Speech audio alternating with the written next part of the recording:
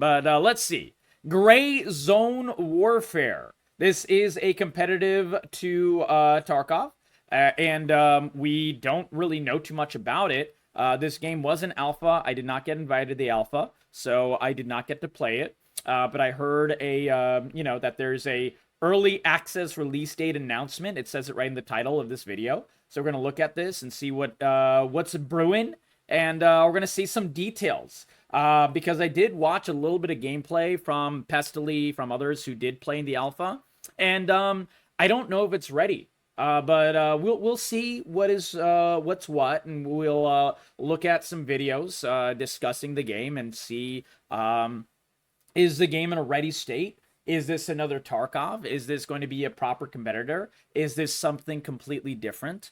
And will this be more up some, different gamers' alleys? Is it more PvE? Is it more PvP? We don't really know much about it yet. So let's find out about Gray Zone Warfare. Let me set everything to the highest, and let's see how it goes.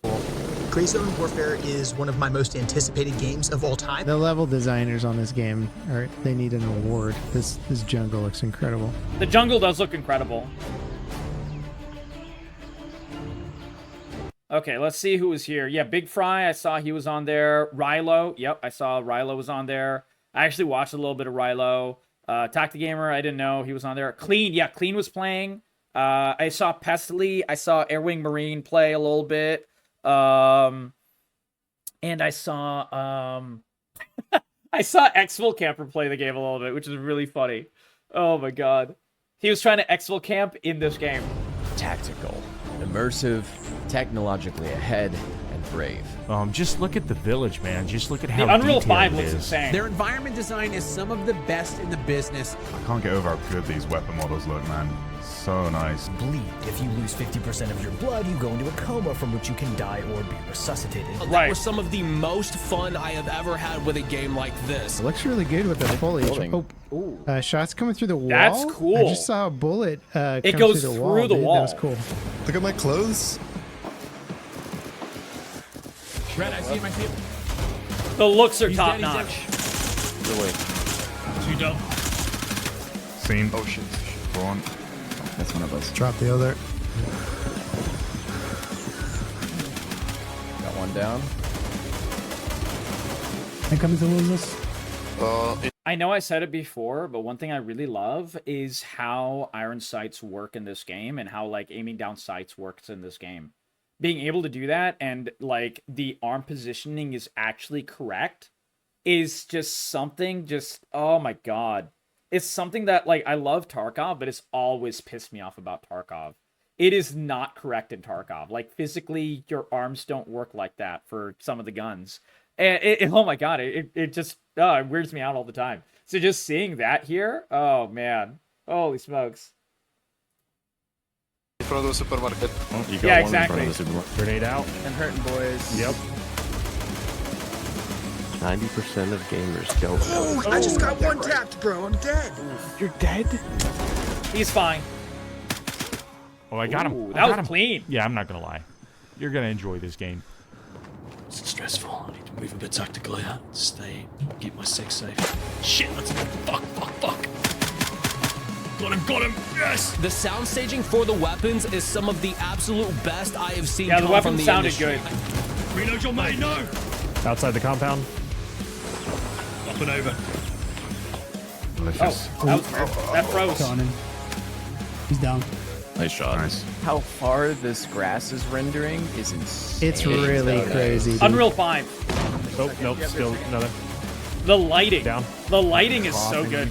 Let me just do a serve here. So good. Oh yeah, if you're wondering, you can. Speaking of lighting, one of the best parts of Unreal 5 is the lighting. One of the worst parts of Tarkov is the lighting. And like how lighting does not disperse and so on and so forth. Like that's why interchange is such a pain in the ass to play in, for example. So I wonder how dark areas or darker areas are in this game. Like, is the dark truly dark? How does lighting disperse inside a building? Those are questions that I have. Like, I didn't really see much of that in any of the gameplay, alpha gameplay that I had seen. but that is definitely something that I could see Unreal 5 doing much better than Unity 2021, which is the engine that Tarkov uses. Penetrate this. This game is starting off on the right foot. I'm dead. This is still probably my #1 candidate for shooter of the year if the game comes That's high out praise. this year.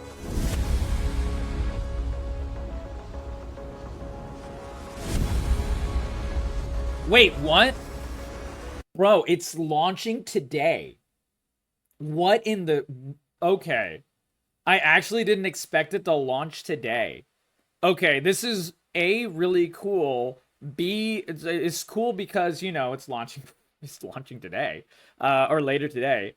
B, it is really funny because I'm pretty sure they're doing this early access launch as a response to Tarkov imploding. And C, I think it's really a little worrying because the alpha play that I saw was good, but it wasn't, you know, ready for early access, I think. Like a broad early access. So I'm a little worried. Like, I have no idea. I think one of the big things also is while the game is absolutely gorgeous, we've only seen the top-end PCs play this game. People like Pestily, people like Rilo and everything, they have like these like supercomputer style computers with like the best graphics ever, 64 gigs of RAM, like a 4090 just going ham, like all kinds of stuff.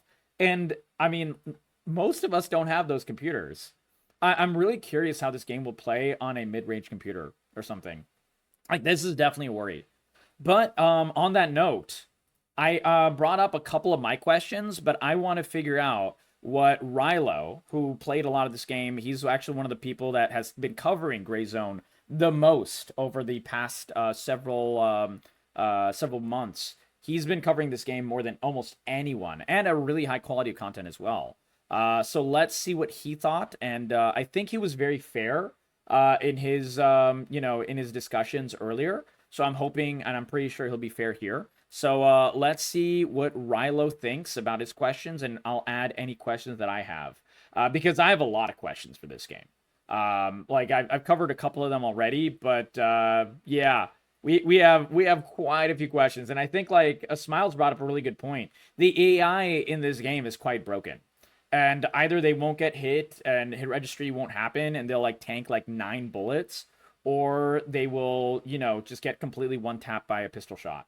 And it is like crazy how rough it is, and how different it is between the two games. Between the two situations. So I think that needs to be ironed out. I think there's a lot of issues, but we'll see. We'll see what issues that Rilo has, and we'll add to it. Tactical, slow-paced, realistic, eerie. A game where having knowledge of realistic firearms handling or terminal ballistics How's meant the sound, life chat? or Do you death like it? differences. A game where one could spend hours lost in the jungle where slow, methodical tactics would be required for survival. A game which perfectly replicated the experience of a private military contractor thrust into a conflict zone. This Also, the other big thing that I love about this game is that it is a wide open play space. It's not like, I mean, I like that, you know, Tarkov has different maps and everything like that, which is really, really cool. But, you know, they're disconnected. And the original thought for Tarkov was to have it as, you know, a giant map connected with each other. You would actually take the train from one area to the other and so on and so forth. You would meet the traders in the maps themselves. Like, all that went out the window, which is fine. But, like, you know, it always makes me think of what could have been. And I think this is one of those situations where you see what could have been. Was the experience I expected from this game. This wasn't what I got. What I got was completely surprisingly maybe something better. See, I played 60 hours of this game over a week of pre-alpha testing, and this right here was the crux of that experience. There's a squad of 4 at Hunter's Paradise at this very moment in time, and I'm going there, and I'm going to die. I'm getting intel of an enemy squadron attacking Hunter's Paradise in heavy. Okay, the map looks really cool. Hold on, let's rewind a bit. Let's see the main part of the map again. This is stuff I had not actually seen too much of. Intel of an enemy squadron attacking Hunter's. Holy crap, man. Like, you're seeing people's I think that, so like there are 3 factions in the game.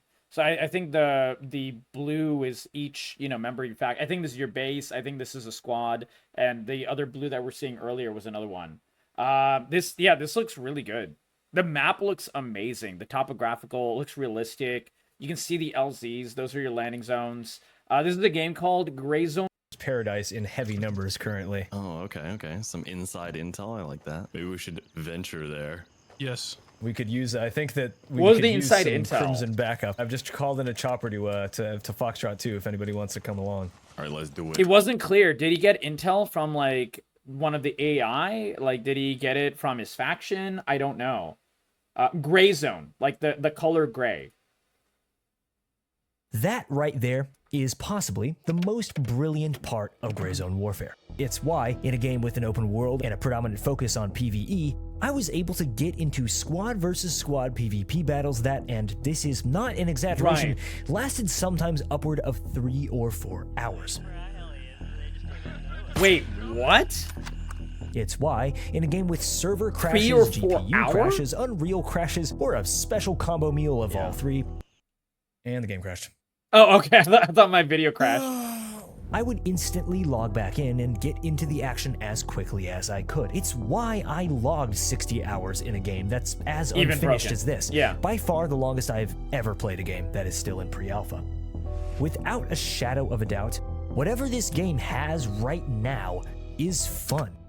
The That's current good. loop I like offered that. by Gray Zone Warfare is one of the most replayable and engaging loops I've seen in a very long time, see it. especially for a game so early into development. But I'm not entirely sure that it's the loop the game intended. Okay. This will be interesting because one of the best things about Tarkov, one of the reasons I love it so much, is because of how the gameplay loop of a raid in Tarkov works. You go in, you're either doing a quest or you're trying to loot, and the loot is useful for you for, you know, longer term progression, either through your hideout or through quests and stuff like that. And I really love how that works. How this will be different, I'm not sure, but one thing I did realize in all the gameplay that I watched, and as well as you could see if you rewind the video, is that you weren't picking up things like, you know, duct tape and so on and so forth.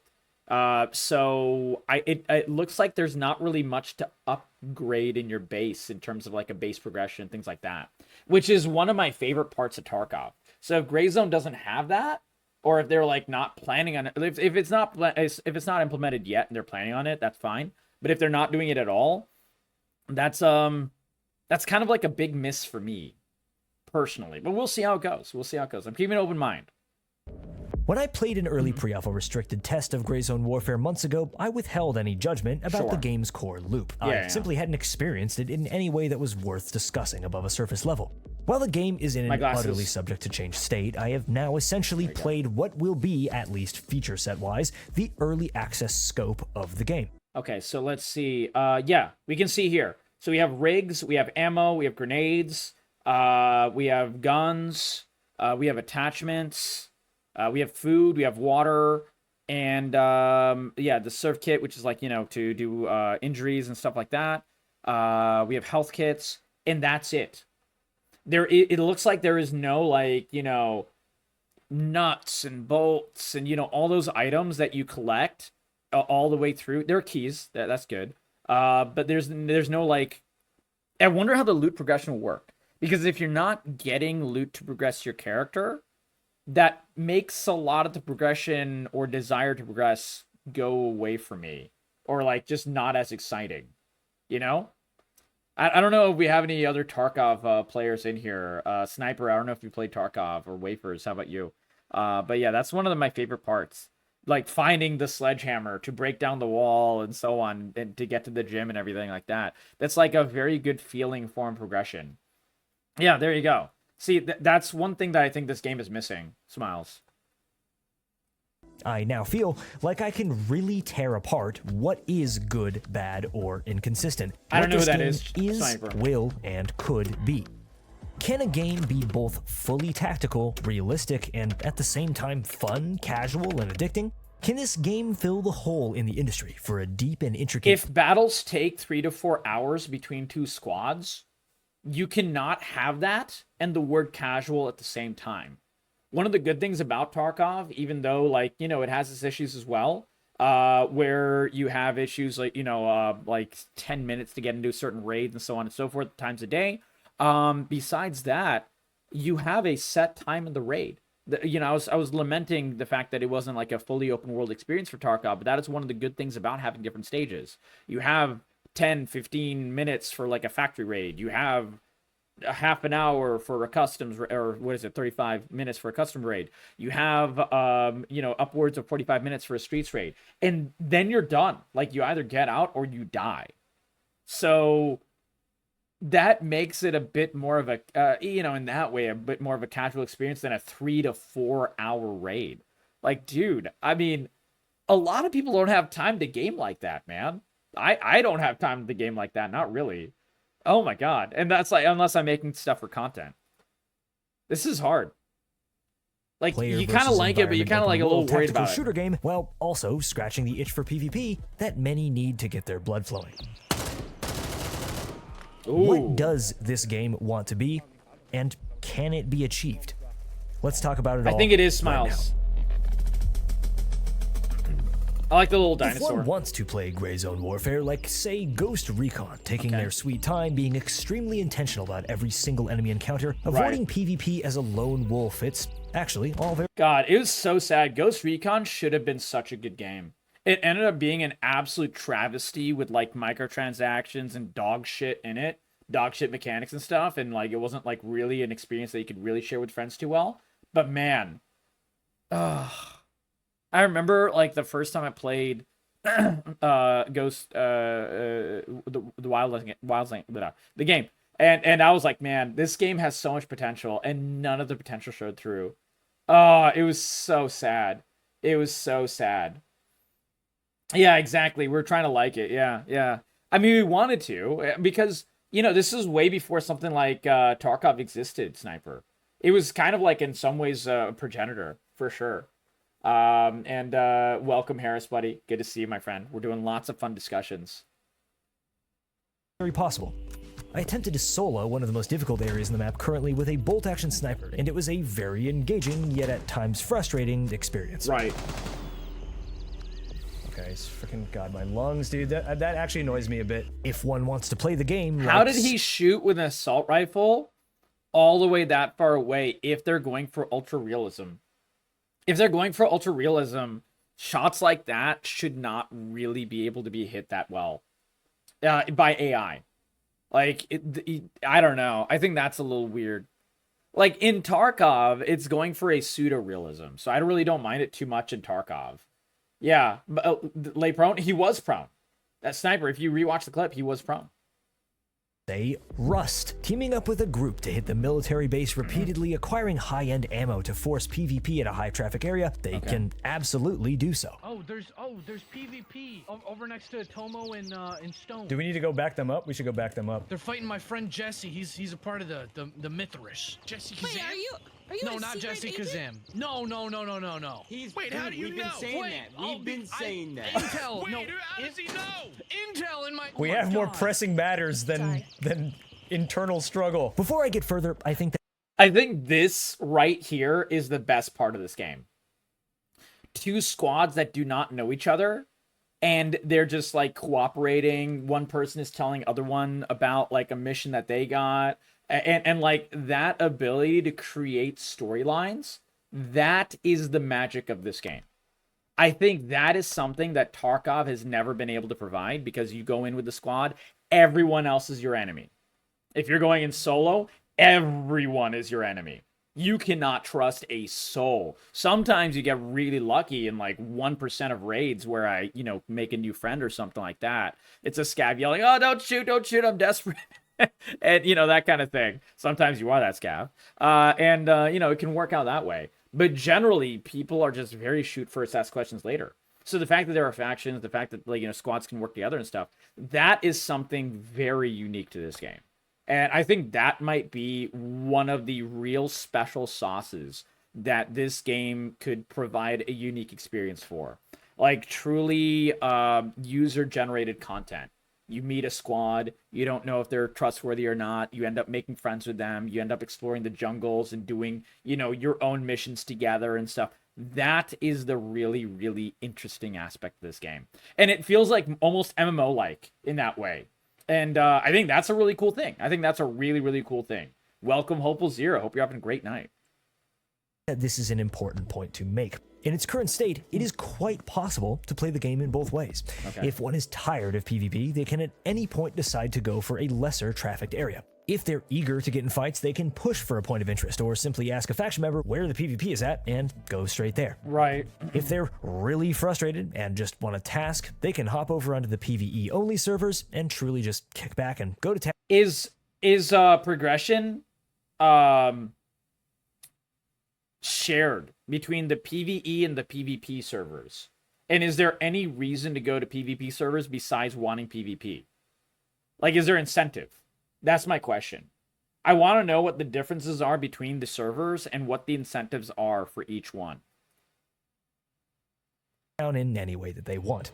When you are killed, your lootable body remains on the map. If you die to AI, you can gear up, return to the location, and recover your stuff. If you die in PvP, you will likely immediately return to that location and contest it, beginning, like I said before, potentially an hours-long faction-on-faction war. Okay. Gear fear is not really a thing in this game. Why? With the way helicopters work, with the fact that you as the player never leave the playable open world when on a server instance, this game has traded out a degree of stress, loss, and intensity for replayability. This is the fastest-paced, slow-paced game I have ever played. So do you have like a base level of gear that your character always has? Is that what it is?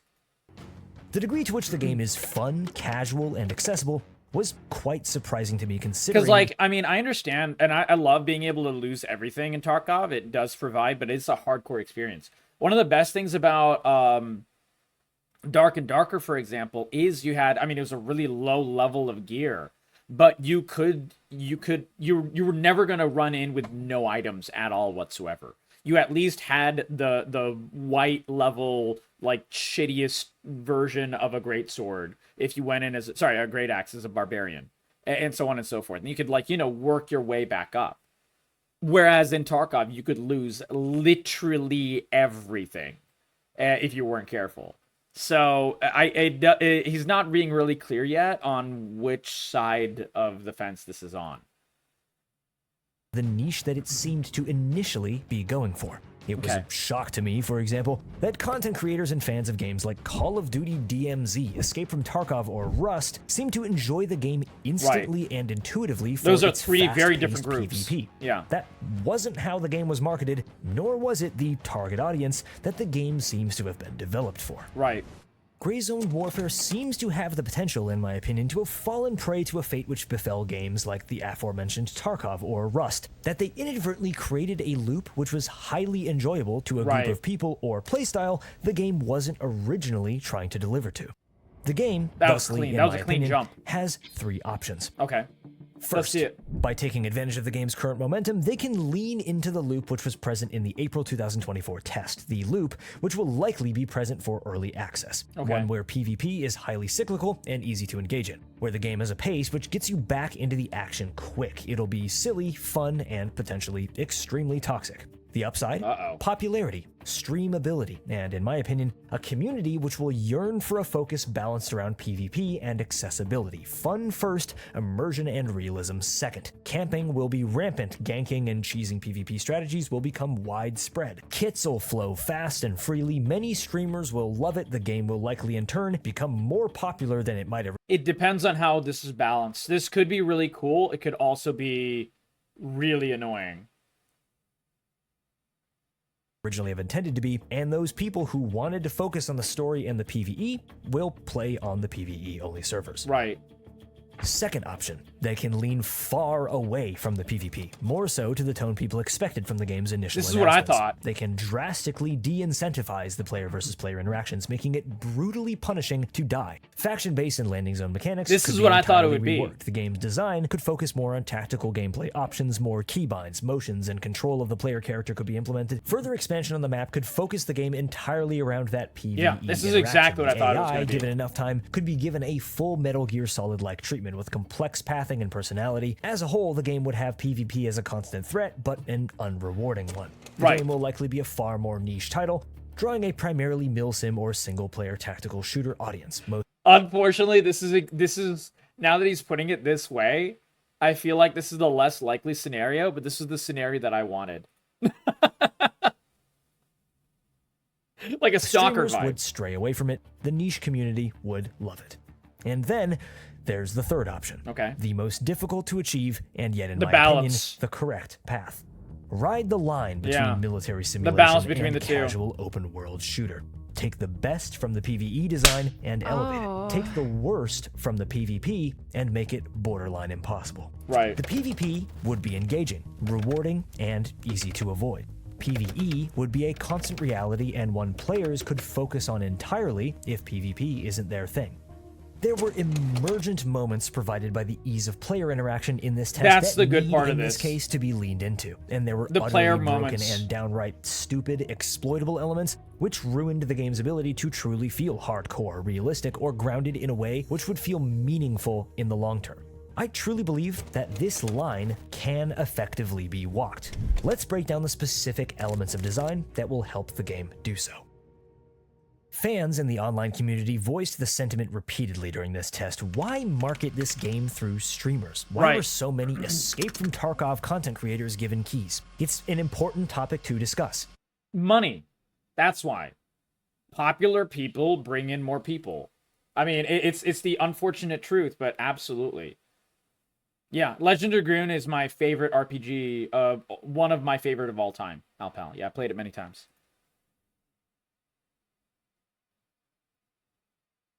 To my knowledge, no one was ever paid or even urged to talk about this game. The people Right. who have played up until now are all people who initially showed interest in it and requested to be involved.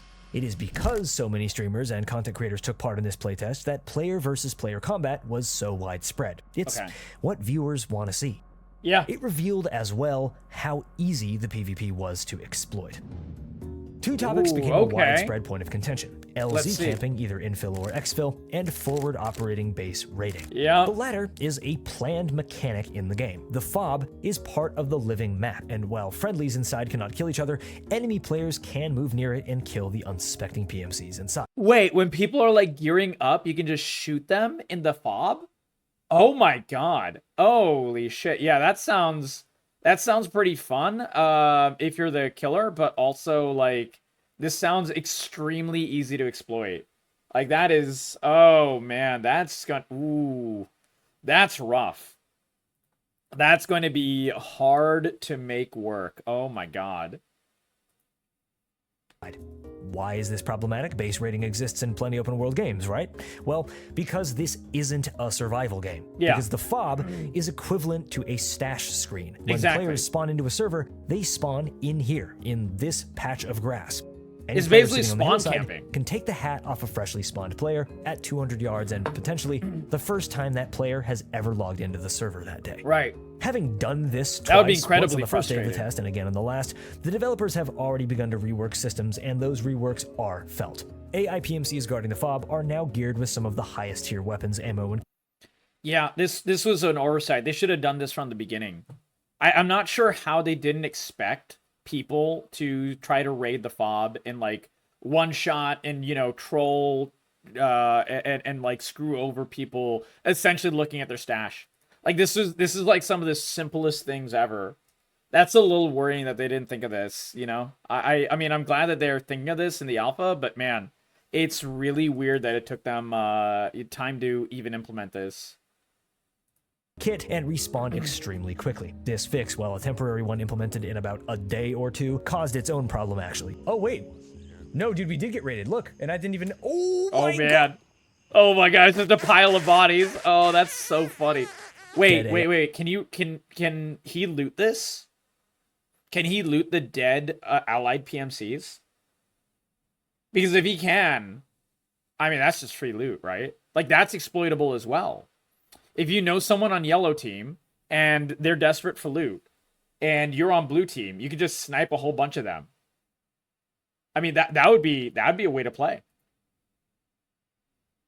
IPMCs killed by the enemy faction were lootable, meaning if you successfully cleared your fob of the enemy, there were now dozens of extremely high-level kits just lying around for the taking, to an absurd degree, actually. In the future, the devs plan to implement real-time quests, so-called. If an enemy team attacks your team's base, an emergency call will alert all That's PMCs cool. in the faction, They no matter need where they more are of on the map, this. and give them a special quest to eliminate the threat and kill all enemy PMCs in that area. Right. For this, they'll be rewarded in some way. By implementing this system, buffing AI PMC guards and making them only lootable by attacking players rather than those whose faction they belong to, the idea of a fob Well, raid that answered my question. It was lootable by, their own faction. Okay. Yeah, this probably was exploited in exactly the way I said. Oh my god. Platinum Ghost, how you doing, my friend? Good to see you. becomes less exploitable, less cheesy, but still a part of the game. Not necessarily incentivized or easy. Not your first choice, not by a long shot, but present as an option. This is, I think, emblematic of exactly the type of design choices that MFG should make when addressing aspects of Gray Zone Warfare that turn the game from a tactical immersive shooter into a goofy PvP fest. Camping a location, attacking a fob, killing a player who is deboarding a helicopter. These are all moments which should be possible in the game. Possible if you choose so, but not so easy that they are the first thing that any player does. And it was the exact first thing that they did. Like, fuck. Let's take LZ camping. I won't lie, LZ camping is so easy, so intuitive, that you would end up doing it without even trying. Yep. Helo. Oh my god. Enemy helo. Because the landing zones, I'm pretty sure, are open to everyone. And so it's just like the easiest way to make sure you run into someone is not being even the high PvP zones, but wait until they try to leave. This is exactly why exfil camping is so popular in Tarkov. This is the exact same reason. It's free loot. Enemy chopper coming in right now. Enemy chopper. Don't do it. Don't do it.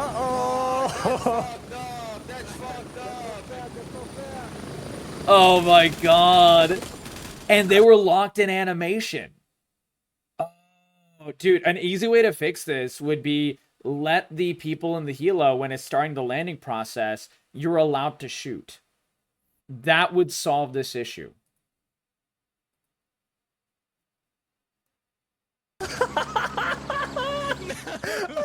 Crimson for life! Crimson! Oh my Crimson! god. Okay, oh my so god. Sometimes I was trying, but that's the point. I'm not actually that kind of player in most games. I can't camp in a game like Tarkov or DayZ or Hunt Showdown. I simply don't have the patience Yeah, exactly, or the Oval Zero. interest in ruining other You people's never know when you're experiences. gonna get exfil camped. Bro, really? Just spawn camp and just go ahead and kill me so I can get into this game. Really, dude?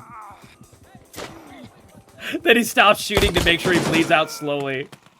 Oh my Just spawn god. camping. I'm gonna call it their chat. There's clearly something flawed with the game. Camping was so easy to do in this game, you would end up effectively camping an LZ by proxy of simply playing the game normally. Essentially everyone who did play it during this test, This is I think, will agree. disgusting. By returning the ability for PMCs on helis to defend There we go. themselves, See? What did I just say? Look how smart they are. Shoot from the helis. What did I just say? I'm so smart. the first thought a player on the ground has when they hear one might not be, well, I'd better rush there and kill them before they can kill me. This, as well as allowing several landing locations rather than just one within an LZ, would turn the helicopter LZ system exactly. You don't know exactly where it's going to land. If it lands in the exact same spot every single time in a single LZ, it's incredibly predictable. You take out predictability, it becomes a lot harder. That's why they did dynamic looting. A mode of transportation, a way to return to the action quicker while putting oneself. I remember in Tarkov, like with the stashes and everything, people would camp certain stash locations and, like, you know, just train their sniper, wait for someone to try to loot it, and then they would just shoot them. That's why they added dynamic spawns. Sometimes you won't be able to do that now because the box just doesn't spawn this time. So it's just useless to even try. And it's a disincentivization. How they were when I played in its pre-alpha test state, LZs, helis were the PvP. Right. And not, and this is important, in a way that felt intentional. So, let's take a step back here. Imagine this. You're out with your squad in the jungle, bringing a tracking device to a bandit outpost. I like this video. This video is really well made. On the way, you take out some lower-level pirates on a patrol and avoid a convoy of military as they pass through the outskirts of a town on their way towards their outpost near Ground Zero. A helicopter flies overhead. You check your Blue 4 tracker. It's not one of yours. You and your squad hit the deck, hugging the bushes so snipers on the bird can't spot you. Okay. After it passes, you move on and secure your target, and as quickly as you can, move towards a landing zone. Using your GPS, you pick an exfil location just out of earshot of a nearby military camp. 7 minutes till pickup. You dig in and wait. But just your luck, there's rustles in the bushes. An enemy squad out of nowhere. They were on the way to raid that nearby camp and capture it for their faction. You know that if they have a foothold in this section of the jungle, they will make traversal near important POIs far more difficult for you. Okay. You decide to engage. You take one by surprise To and clear drop out them, the zone. but the other two zero your location far quicker than you expected. You lose most of your squad, and falling back for dear life, you move away from the LZ. You put out the SOS on the global faction channel for backup and quickly disappear into the jungle. You'll need to rotate far closer to the forbidden zone than you'd like, but the only other option is to go straight through the enemy. Also, I hope he gives details. I have not seen any details on what is the forbidden zone. Like, what is it? Is it aliens? Is it robots? Is it just radiation? Is it extra strong bad guys? Is it bosses? Like, what exactly is it? There's been very, very, very few details. And it's a big part of the game. Near the mountains, you're suddenly battered by wind and you feel like you hear voices. You know an anomaly like this can't physically hurt you, but alone out here, that fact does not help your nerves. The 300 or so millisieverts that you're soaking up by even being this far central doesn't help. Right. Radiation is healthy. Eventually, you make it to a more remote location and call the bird. He's halfway to you, but he reroutes across the jungle to pick you up here. You can finally relax a bit. By the time that you're back at the FOB, have turned in your tasks to traders, your buddies have re-geared and are halfway back across the island to what has erupted into full-scale faction-on-faction combat where your squad died with both sides calling for reinforcements. Okay. Well, you can't rightly leave your guys to Now, go... now the faction-on-faction combat is a really, really cool addition to this genre. Like, that is awesome. That is really, really, really cool. That might be one of the best things. Fend for themselves. You grab a couple other boxes of ammo, bottles of water, and you're right back out there. This is what I imagine this game could be. I fictionalized a scenario that, given time, could very literally take place in Gray Zone Warfare. Right. I added details to some features that I know are planned in the game, like factions being able to capture and control military or bandit camps. Multiple landing locations that would be within cool. a single LZ sector. Yeah, we need more objectives, more emergent objectives. That was something I really noticed was not a thing. Now, obviously, early alpha and everything, but that's exactly why I'm saying it's a little worrying that the game is coming out tomorrow, and we don't have a lot of these major issues yet. Like, major aspects of the game even remotely implemented. If the game is so early access, it feels like a little bit of almost like an opportunistic grab for market share to be releasing today. Like that it's a little worrying. It's a little worrying. AI convoys or patrols. I also mentioned details that I'd personally like to see, like the ability to reroute a little bird mid-flight. With a focus on player versus environment interactions that feel meaningful and rewarding enough that PvP encounters naturally come about by proxy. Yeah, one of the things I heard was, besides picking up like random guns, ammo, food and water, there was nothing else to loot on the map. And so if you got a whole bunch of weapons and stuff, at some point you don't need to loot anymore. And you're just kind of just doing random quests, and that's it. So yeah, it's not, I don't know. I think they really need to work on the gameplay loop. Like, they need to add things to do. They need to add items to get. They need to add objectives to conquer. Otherwise, the game will just feel empty. Hey, no worries, Shuane. We missed you, buddy. Hop on in anytime. We're still here every night. Tactical Take care, modern Shuane. military shooter Thank you again for the raid. experience. I'm even totally on board with PvP becoming a regular and exciting part of the game. Like I said back at the beginning, that faction camaraderie was an aspect of it that I didn't expect, but enjoyed the most of anything that I experienced in the game thus far. In a way, that's the best support that I could give for the game. Every Welcome, issue that Lana. I had with it felt fixable, tweakable, something How that you been? given Where you time been, my could friend? be reinterpreted, reworked, or removed entirely to support a cleaner version of what niche this game could fall into, or even better, create for itself. Right. Something that sets Madfinger Games apart from other tactical shooter indie devs is not just their passion, but their willingness to sacrifice their pride in order to make decisions. The team is small and dedicated now, and seeing what they've accomplished in the incredibly short amount of time the game's been in development continues to impress me. What is actually more impressive, though, is how open they seem to be to fundamentally changing Mendel. aspects Good of to their see you. game that aren't working, aren't Yeah. fun, or aren't building the game in the direction that it should. I heard that in one of the earlier alphas, not this April one, but the one previously was like to a much smaller group of streamers. One of them was having a major problem. They had like some specific card or something like that. And Madfinger Games, they basically built a 1-for-1 copy of the guy's computer to diagnose what the problem was. And then they patched what the problem was. They like took like 3 fucking hours to do that. That's crazy. I could never imagine BSG doing that shit. BSG would be like, yeah, well, good fucking luck. If your graphics card breaks, whatever. You know, that's the kind of attitude I would expect from, you know, other gaming companies, including BSG. But yeah, that was really cool. That was really cool. And I didn't hear it from like a random third party. I heard it from the guy himself. So that was really insane.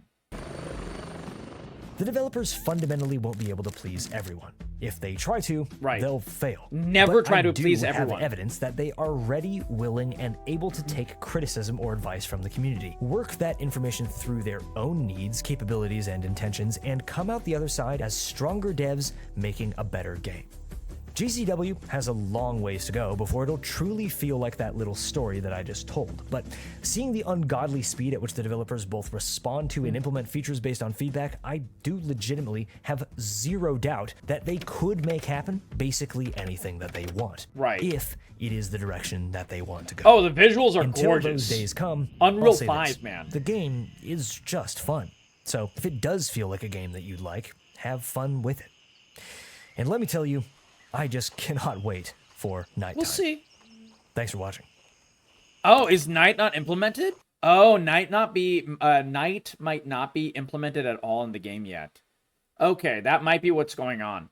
All right, well, guys, I hope you liked the video. Give it a like, give it a sub. I'm already subbed to Rilo. This is a great content creator. He's been covering Gray Zone Warfare a lot, and he tells narrative stories about possibilities in the game and so on quite often. He does really, really, really good work with doing that.